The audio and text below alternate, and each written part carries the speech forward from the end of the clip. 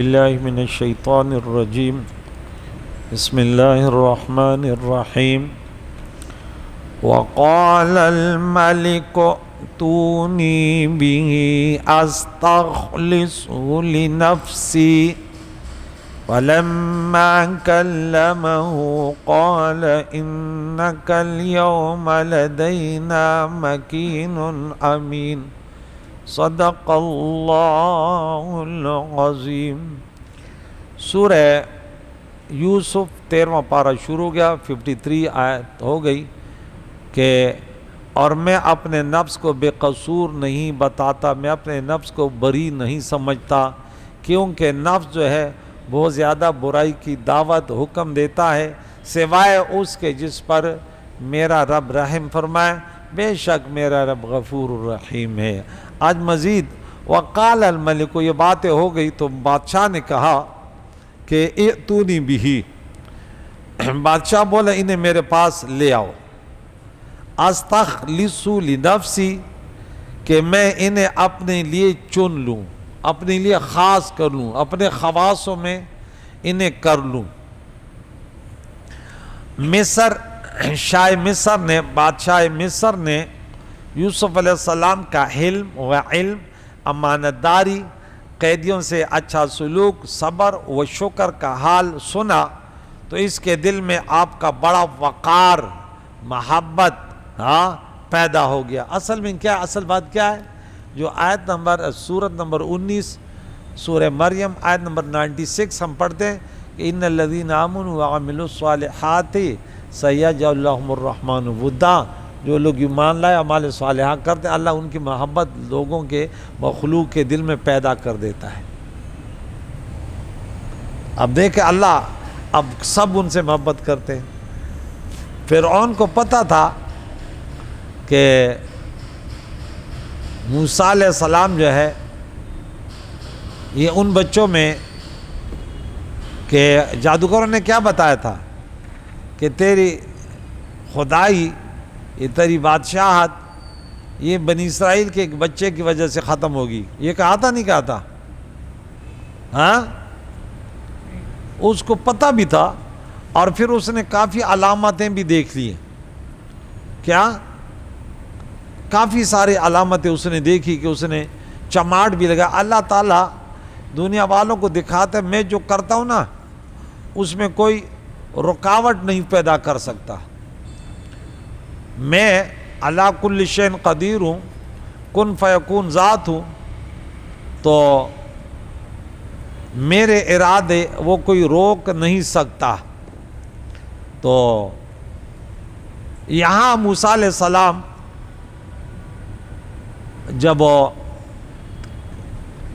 دریا میں انہیں ڈال دیا اور ان لوگوں نے اٹھایا، ان کے گھر میں، اب اللہ تعالیٰ کی قدرت ہے نا، ان کے گھر میں وہ پہنچا تو اللہ فرماتے وَأَلْقَيْتُ مَحَبَّةً مِّنِّي، اب یہ اللہ کے نبی تھے، ارے جو تم کو دیکھتا تھا میں نے آپ پر ایسے محبت اپنی ڈال دی نا، وہ آپ ان کے محبوب بن جاتے تھے۔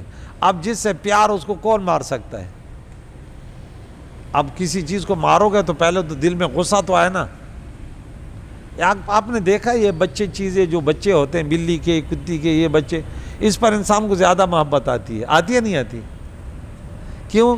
کہ وہ بے سہارا ہوتے ہیں، وہ اپنے کھانے پینے کے قابل نہیں، تو جو بھی دیکھتے کہتے ارے ارے ارے، ان کے لیے بڑی بھاگ دوڑ کرتے ہیں، ارے بارش ہے ان کو سیٹ پہ کرو، اس کے لیے دودھ لے اور یہ لے۔ تو بھائی یہ تیرا کمال نہیں ہے، اس بادشاہ کا کمال، اس خالق اور مالک کا جو دنیا کا نظام چلانے والا ہے۔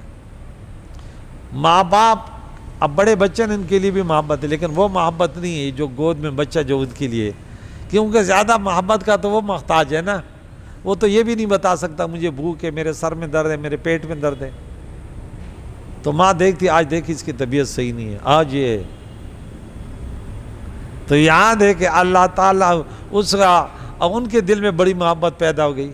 اب وہ سختیوں کے بعد انما العسر یسرا، آسانی آ رہی ہے، اب ایک منزل تھی وہاں طے کرنا تھا نا، تو اب دیکھیں کہ دنیا میں ایک سبق ملا کہ جتنی سختی بھی آ جائے نا، اب اللہ کی بندگی سے نہ ہٹیں، وہ اپنے اللہ کی بندگی پہ جہاں بھی تھے اللہ واحد لا شریک ہے وہ تقریریں کرتے کرتے ایک وقت آیا اب پورا عروج آ گیا یہاں سے کہ بادشاہ نے ان سے محبت کی ہاں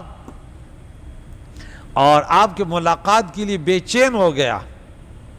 خیال ہے کہ خواب کی تعبیر سن کر بادشاہ مصر کے دل میں صرف ملاقات کا شوق پیدا ہوا تھا مگر بعد میں حالات معلوم ہو کر آپ کو اپنا وزیر اعظم بنانے کا شوق دامنگیر ہو گیا کہ بھائی وہ تو اس قابل ہے کہ ہم اس ملک کے چلانے والے نہیں ہیں.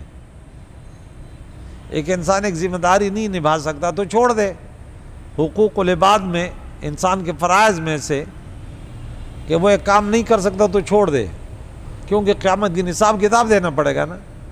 اب غیروں نے تو ایسے کہ ہمارے اپنے ایسے نہیں کرتے کہتے چلو وہ کہتے خزانے لوٹنے کا وقت آ گیا.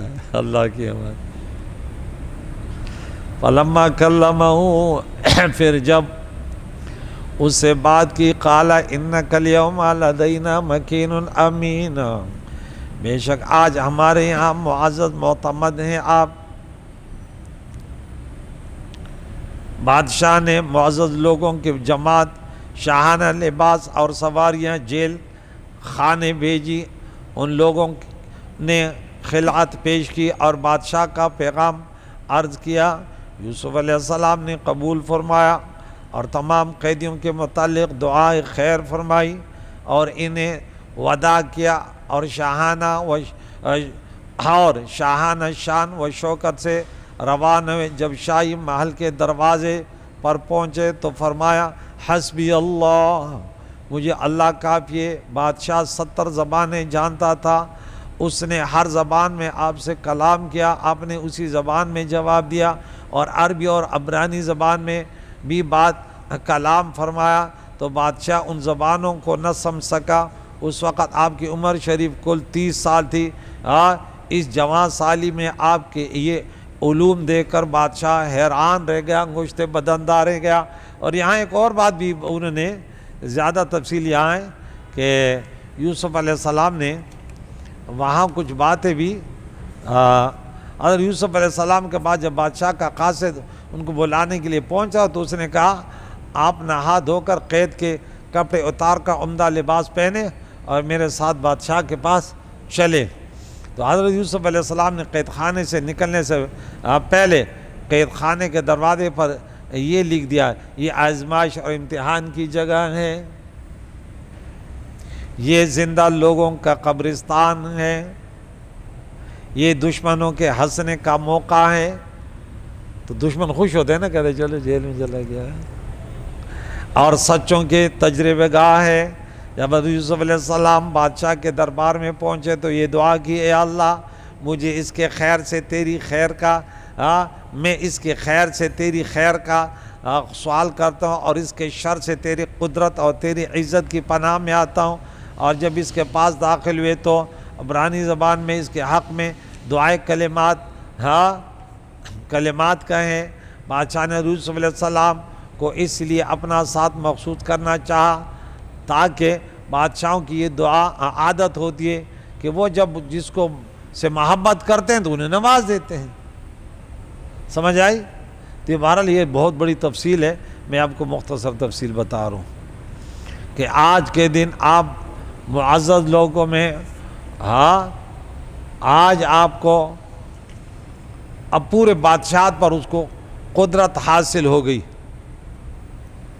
مقتدر اور امانت دار ہیں, مکین امین.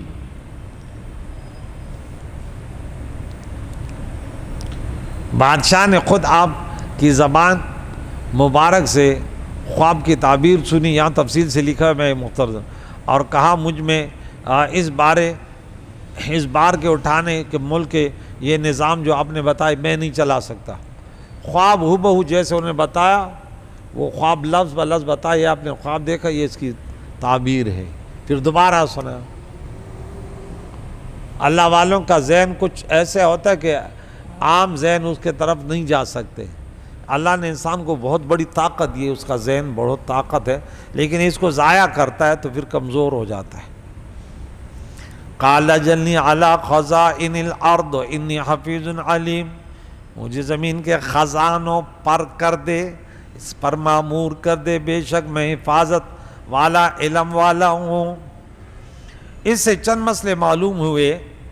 ایک یہ کہ جب دوسرے لوگ نااہل ہوں تو اہل کو عدل و انصاف قائم کرنے کے لیے حکومت چاہنا، عہدہ عظمیٰ حاصل کرنا جائز ہے، کہ جب وہ دیکھ رہے کہ حالات بگڑ رہے ہیں تو میں اس کے قابل ہوں، اللہ نے مجھے یہ صلاحیت دی، تو اس وقت یہ جائز ہے کہ اہل ہو وہ کہتے ہیں میرے سپرد کر دو، کیونکہ انبیاء وہی کام کرتے جو اللہ کو منظور ہو، اللہ اس سے راضی ہو۔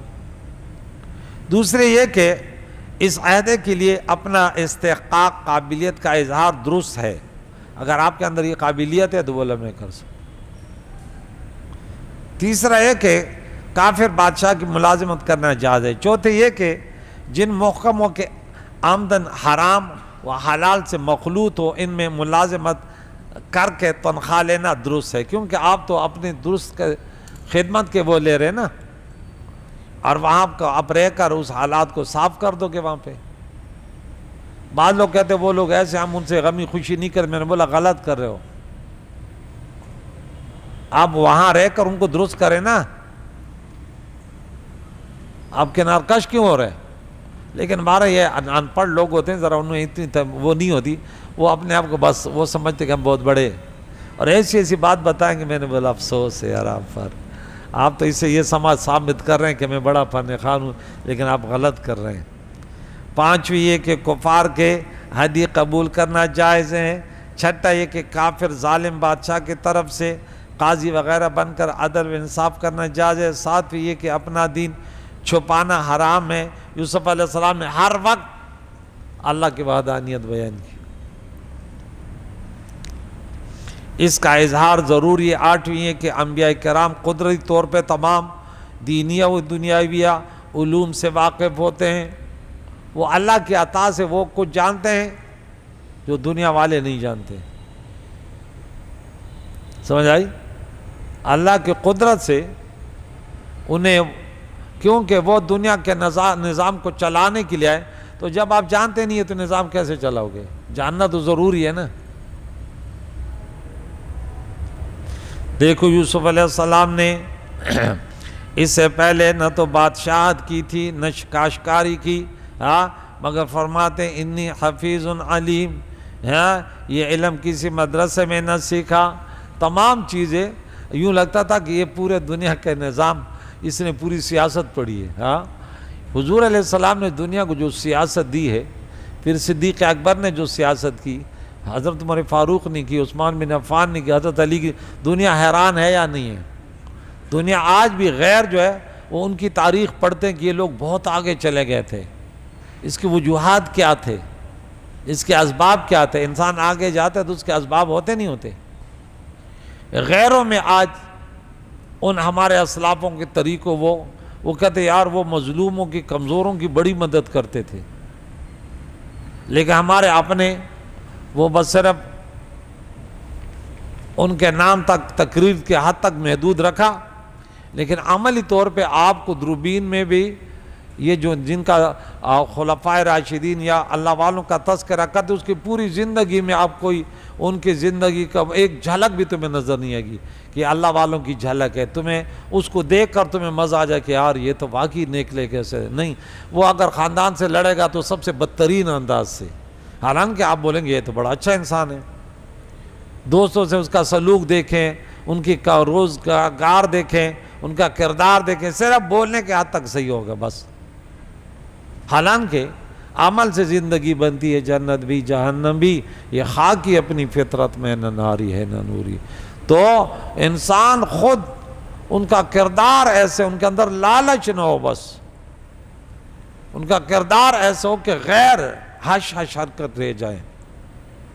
آج بیت المقدس چھینا گیا تو بہت سارے لوگ ہیں، مولوی تک، میں سوشل میڈیا دیکھتا ہوں، ابھی بھی میں نے لوگوں بعض ایسے ہیں کہ وہ مذاق اڑاتے، کہتے یار مولوی کہتے کہ بائیکاٹ کرو، اس سے کیا ہوتا ہے؟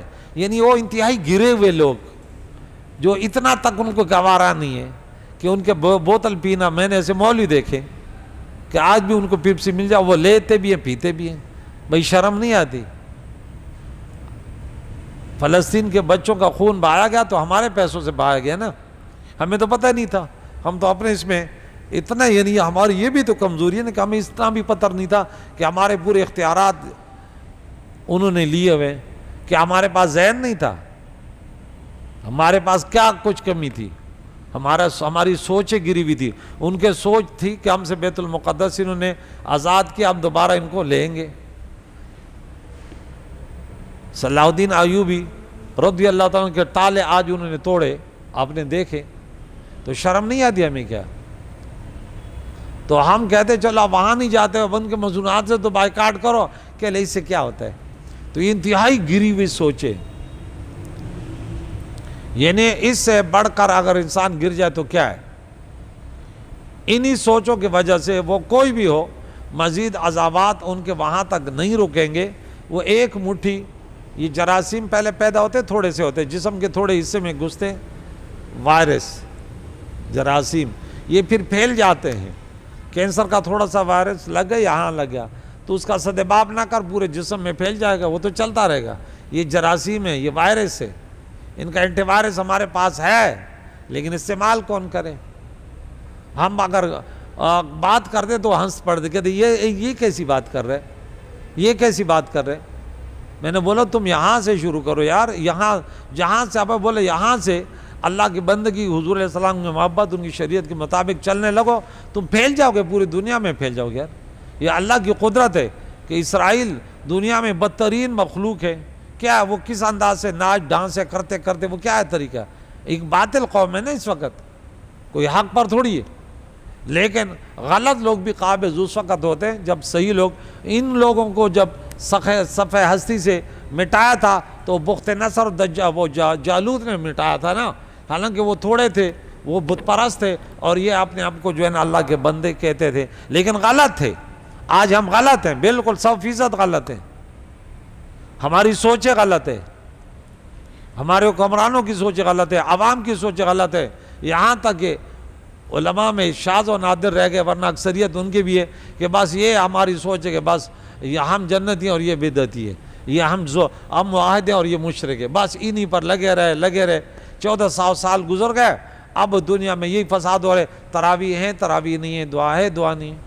یعنی مسلمانوں کو کتنا گمراہ کیا گیا کہ آپ مسلمان کو بولو نا کہ فرض نہ مانی، وہ کہتے ہیں اچھا نہیں ہے، شکر ہے تو نے بتا دیا. لیکن اگر اس کو بولو کہ یہ گاڑی تیری نہیں ہے تو تیرے گلے میں پڑ جائے گا.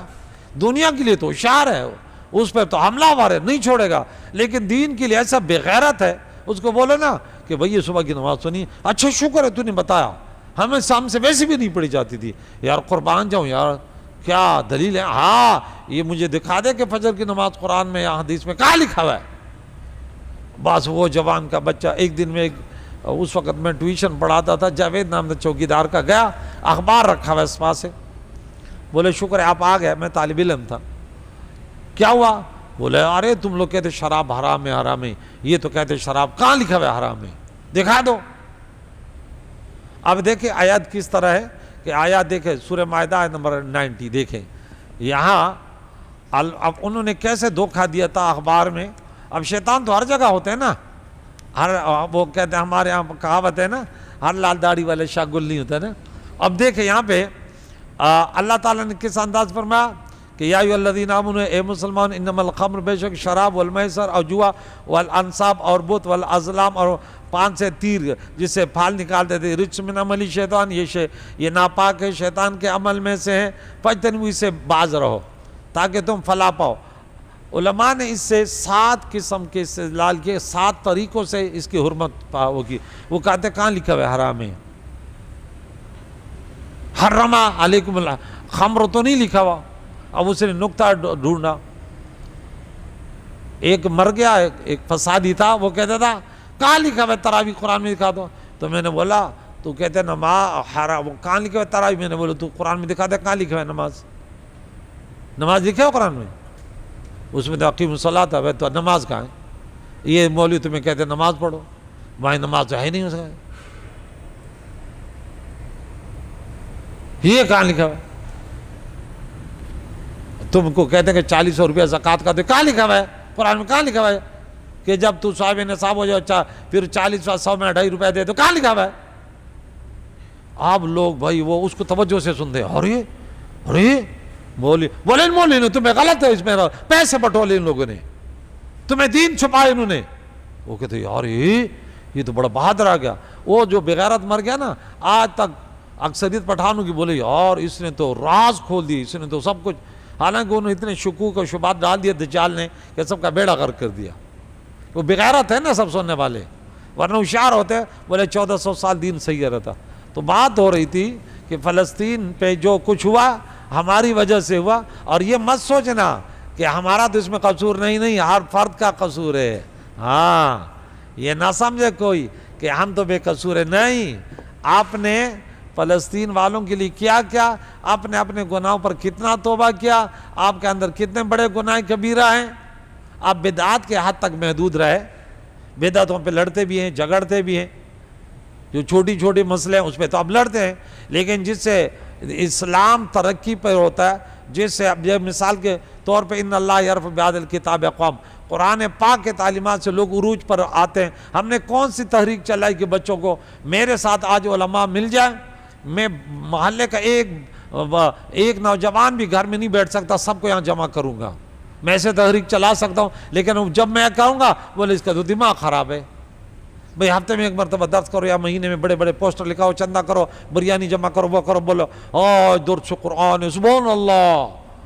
ہاں بھئی میتھس فزکس بایولوجی آپ روزانہ جاتے ہیں، اسکول جاتے ہیں، پھر گھر آتے ہیں، پھر ٹیوشن سینٹر جاتے ہیں، پھر گھر میں پڑھتے ہیں، پھر ٹیچر پڑھاتا ہے، وہاں تو تم نے نہیں کہا کہ نہیں بس ہفتے میں ایک دن یونیورسٹی جاؤں گا اور بس بیٹھ کے سنوں گا، پھر بات ختم ہو جائے گی۔ ایسے کوئی ڈاکٹر تو نے دیکھا، ایسے کوئی انجینئر دیکھا کہ بھئی ایک ہفتے میں ایک دن گیا اور اس کے بعد وہ بڑا انجینئر بن گیا، بھائی بڑا ڈاکٹر بن گیا، نہ پریکٹیکل کیا نہ کچھ کیا، بس قرآن پاک کو یہ حد انہوں نے دے دی کہ ہفتے میں بہت کم ہے، ورنہ مہینے میں ایک مرتبہ درس قرآن ہوگا بعض، لیکن آ کے سنا اور اس کے بعد صحیح لنگر تھا اور بریانی، آج تو زبردست بریانی تھی، آج تو فلاں بریانی تھی، آج مزہ آ گیا یار۔ یہ ہر ہفتے ہے نہیں بھائی، یہ مہینے میں ہوتا ہے یار، اگلے مرتبہ مجھے بھی بتانا یار، مزہ آ گیا، تقریر میں مزہ آ گیا یار، یہ دین ہے، یہ تو نے مذاق بنا رکھا۔ اسی نے انسانیت کی تربیت ہوتی ہے۔ اب دیکھیں نا جنہوں نے تربیت کی وہ اس طرح ہوئی، کون سی تربیت یار اس طرح ہوتی ہے؟ یہ ہم نے دین کو ایک مذاق بنا رکھا، رسم و رواج بنا رکھا، ہم کہتے ہیں ہم اسرائیل کو شکست دیں گے، ایسے ذلت اٹھائیں گے کہ دنیا ہماری تماشا دیکھے گی۔ ہم چیخ کے پکارتے ہیں کہ دیکھیں اس کے لیے ایک لائحہ عمل بناؤ، جو بدعات جو خرافات دین میں ہوئے ہیں عوام نے اور مولویوں نے مل کر بنایا، ان کا قلع کم کرو، شادیوں کو صحیح کرو، غمیوں خوشیوں کو صحیح کرو، تعلقات کو صحیح کرو۔ میں اپنے محلے کی ذمہ داری لیتا ہوں، بھاگ دوڑ اللہ کے رضا کے لیے کرتا ہوں، پورے محلے کے مردوں، عورتیں، چھوٹے بچوں اور بچیوں کو۔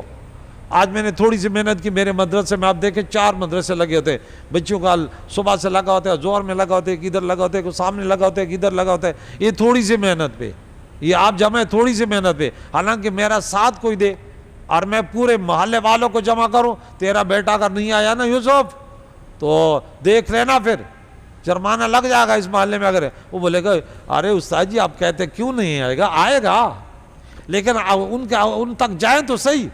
اب کل اس کا بیٹا یا شرابی بن جائے گا، یا گٹکا خور بن جائے گا، یا جب کترا بن جائے گا، یا ڈاکوں کے ساتھ اٹھے گا بیٹھے گا، جگہ جگہ وہ لگے ہوئے ٹھک ٹھک ٹھک ٹھک۔ میں کبھی جاتا ہوں نا ہر گلی میں یہ لگے ہوئے ٹھک ٹھک، کیا کہتے ہیں اس کو، پٹی، یہ لگے ہوئے، ادھر جا بوڑھے بوڑھے لگے ہوئے ٹھک ٹھک ٹھک ٹھک، اور یہ وہ جگہ نہیں ہوتی وہاں پہ یار۔ اور یہاں پہ دیکھو حرام کام، یہ ابھی میں نے یہ آیت سنا دی 90 نمبر۔ اللہ تعالیٰ عمل کریں گے توفیق عطا فرمائے۔